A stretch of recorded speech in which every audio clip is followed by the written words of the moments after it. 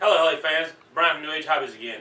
Back to you with Indy Helis Apache AH64 kit. As you see, the kit's already been put together. If you notice out on the internet, on YouTube, I had posted before, I posted some pictures of it in flight and all of the other things sitting on the ground and on the table and all of that at fun flies and stuff like that. Well, I had some video that I had taken of the maiden voyage and also of its first flight, but I misplaced it for a while and now I found it. So I'm going to go ahead and post it out there for you. I'm going to put this little snippet in front of that video and then you'll get a chance to see it fly. This kit is something else to go together. It takes a lot of work to put this kit together from beginning to end in stages. Inside this kit, I had to use my own mechanics. I made up some mechanics from several different aircraft, Thunder Tiger, miniature aircraft, Align. I had to make my own frame to make this thing fly. The head, some of the parts are from Century Aircraft and all of that too. As you see, it has the scale blades on it, and those pictures also had the scale blades on it. The tail back here is a scale tail I had to manufacture and make myself. And the tail back here actually works pretty good. I had to make the blades so I could get enough thrust line across the tail boom. Your elevator back here actually does work. The cockpit inside there is all scaled out with your gauges and your pilots and your pilot helmets and your night vision goggles and all that. This is an electric helicopter. I'm running it off of two big 6s, which is making a 12S system. It actually flies very, very well. I'll have the Hellfire missile launchers on there, and I also have the missile launchers, but I didn't mount them on there because I didn't like all the weight when I flew. The weight just kind of bothered me and stuff dangling from the helicopter, so that's why in my videos you actually see those off of there. In the videos that you're going to see, I don't recommend trying this, but even the maiden voyage in the first video that I flew this with, I didn't have a flybarless system on here.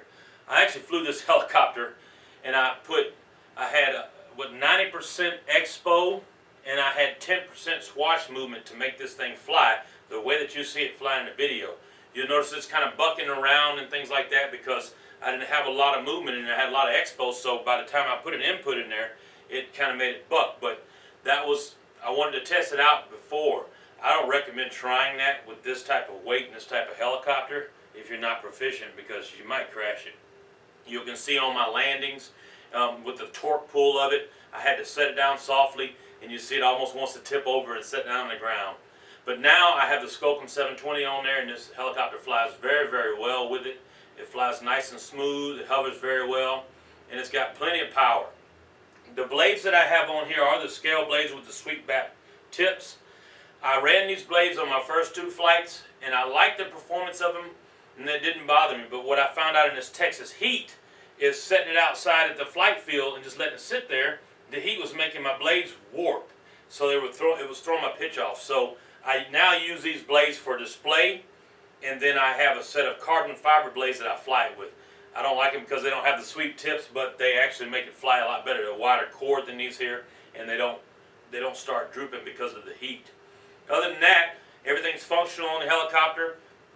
I will make some more video of it flying now with the Skocum system on it so you guys can check it out.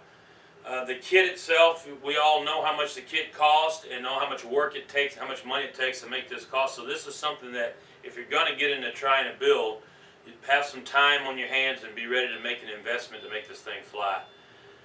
If there's nothing else, check out the video of it flying and I look for your feedbacks or whatever. I don't answer a lot of you guys on YouTube because I also do email and other things like that, and I am running an active store, so I don't have a lot of time to answer those emails that you do put on YouTube.